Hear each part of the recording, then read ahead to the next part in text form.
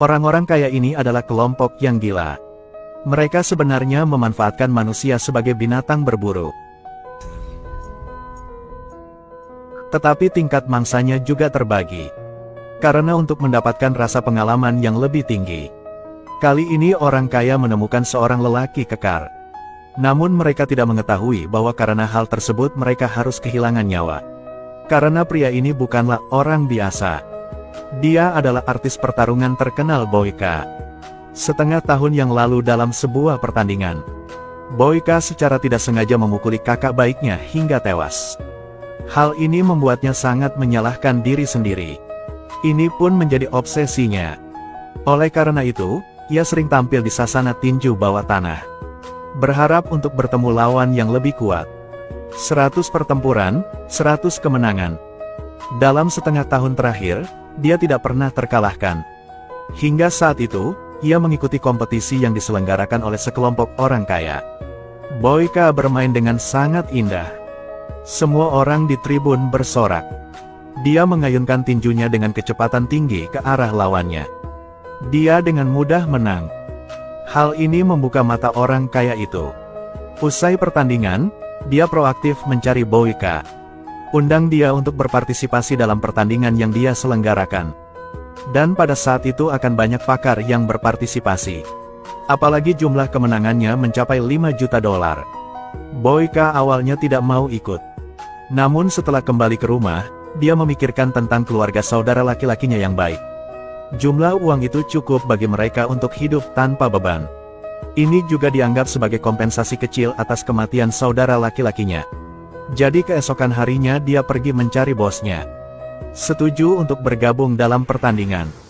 Kemudian keduanya segera berangkat. Pesawat berhenti di wilayah terpisah di Thailand. Ini adalah tanah yang tidak dikelola. Sang Taipan menggunakan uang itu untuk membeli pasukan di sini. Dan ubah tempat ini menjadi istana mereka. Kemudian bos memperkenalkan pemain lainnya. Di antaranya adalah petinju asal Spanyol. Sepasang ayah dan anak dari Jerman dan putri seorang Taipan. Gadis berambut emas dengan desainer game pirang. Dan seorang pria bertopi dengan tubuh yang kuat. Boyka segera melihat sekeliling. Katakan padaku mengapa ini kompetisi, tetapi tidak ada tahap kompetisi. Bos mengatakan bahwa kemanapun kakinya melangkah ada ring pertarungan. Ia kemudian melempar berlian Boyka senilai jutaan dolar. Dan memberitahunya bahwa dia hanya perlu sampai ke perbatasan negara tetangga. Maka berlian ini akan menjadi milik Anda. Belum menunggu Boyka tenang. Mereka langsung membawa mobil keluar. Di atas ada banyak sekali jenis senjata. Seorang pria botak mengambil busur dan anak panah. Melihat Boyka masih tidak percaya. Mereka membawa 2 orang ke hadapan kapten. Lalu dia baru saja memberi perintah. Kedua pria itu berdiri dan lari dengan panik. Akibatnya, dia secara tidak sengaja dibunuh oleh pria botak tersebut. Boyka menyadari ini bukanlah pertandingan melainkan permainan berburu. Anda adalah tujuan Anda. Dia bereaksi dan ingin pergi. Detik berikutnya, sekelompok tentara muncul mengelilinginya. Bos memberinya sebotol air. Menandakan dimulainya permainan secara resmi. Melihat bahwa tidak ada jalan kembali, Boyka dengan cepat berlari ke dalam hutan. Ini benar-benar perburuan. Mangsanya hanya mempunyai 1 botol air. Tapi pemburu punya senjata canggih. Boyka pergi ke tepi danau untuk bersiap merehidrasi tubuhnya. Tiba-tiba botol airnya tertembak peluru. Ternyata orang yang memakai topi itu mengejarnya ke sana. Dia bersiap menikmati nikmatnya berburu mangsa sendirian. Jadi jangan beritahu orang lain. Namun dia menembakkan pistolnya tetapi tidak mengenai mangsanya. Sementara dia mencari jalan turun, Boyka menyelam ke dalam air. Tunggu sampai pria bertopi mencapai tepi danau. Boyka menariknya ke dalam air. Kemudian meninjunya beberapa kali berturut-turut. Mengingat saya bukanlah lawan Boyka. Pria bertopi itu dengan cepat meminta nyawanya. Boyka tidak ingin membunuh orang yang tidak bersalah. Di luar dugaan, pria bertopi itu belum juga melepaskan senjatanya. Dia mengeluarkan pistol bius dan diam-diam menyerang Boyka. Lalu serang dia. Hal ini membuatnya marah. Boyka langsung menguasai lawannya. Pukul lawanmu dengan brutal. Lalu pukul dia dan terbangkan dia ke udara. Kepalanya terbentur batu dengan keras dan dia tewas di tempat. Dengan sangat cepat bos dan kelompok orangnya mengejarnya ke sana. Mendeteksi mangsa di dalam air. Mereka menembakkan senjata secara langsung. Untung saja tidak mengenai Boyka. Dia melompat tepat waktu untuk menghindari peluru, menyelamatkan nyawanya. Namun ledakan dahsyat itu membuatnya terguling menuruni gunung. Setelah bergulir jarak beberapa puluh meter, pukul gajah besar untuk berhenti. Pemilik gajah tersebut adalah seorang gadis bernama Mani. Dengan bantuan Boyka, dia segera mengeluarkan kalungnya. Di dalamnya ada foto dia dan kakaknya. Ternyata kakaknya juga dibunuh. Hingga saat ini, keberadaannya masih belum diketahui. Mani sadar kalau Boyka bukanlah orang jahat. Jadi saya memutuskan untuk membawanya ke perbatasan.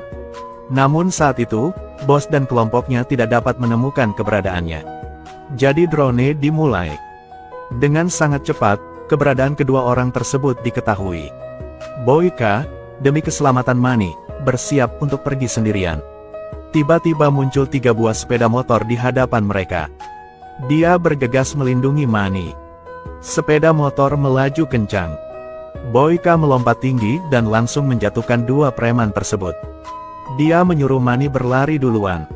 Dan dia sendiri sedang mengendarai sepeda motor, bersiap menarik perhatian mereka sendirian. Gadis berambut panjang mengejarnya. Dia juga mengeluarkan 2 senjata dan menembaknya dengan liar. Untung saja Boyka punya aura pemeran utama pria. Dia dengan mudah menghindari semua peluru. Boyka akhirnya terpaksa masuk ke rumah kayu. Adik perempuan pirang itu juga sedang terburu-buru. Keduanya mulai bertarung langsung. Boyka melihat bahwa dia adalah seorang wanita. Anda harus bersikap lembut dan perhatian. Di luar dugaan, gadis pirang itu ingin bertarung sampai akhir. Dia juga tidak lagi menyukai bunga salju giok. Langsung gunakan 1 kaki untuk menendang lawan menjauh. Kemudian duduk di atas sepeda motor untuk mencari lokasi Mani. Mani di sisi ini ditangkap oleh ayah dan anak Jerman. Sang ayah mempunyai niat buruk terhadap gadis itu. Jadi dia menyuruh putranya pergi mencari udara segar. Alhasil, gadis itu mendapat kesempatan untuk memejamkan matanya erat-erat. Kemudian gunakan kaki Anda untuk mendorongnya menjauh. Sekali lagi, dia dengan mudah mengambil pisau di tanah. Tidak lama kemudian, Boyka datang ke sini. Gunakan 1 kaki untuk menendang putra Anda hingga koma. Menunggu sampai dia dengan bersemangat berlari ke dalam, gadis itu sudah menghadapi lawannya. Kedua orang tersebut tidak sempat istirahat dan terus melarikan diri. Di tengah jalan, ditemukan seekor kerbau mati tertiup angin. Mereka menyadari bahwa mereka telah memasuki ladang ranjau. Sedangkan Boyka hendak menang. Bos memimpin kerumunan ke sini. Pemuda bodoh ini mengambil senapannya dan masuk ke ladang ranjau. Ingin membalaskan dendam ayahnya. Namun dia meremehkan kekuatan Boyka. Saya hanya melihat Boyka terbang. Sebuah anak panah mengenai tulang belikatnya. Dia menjatuhkan pistolnya tepat di tambang.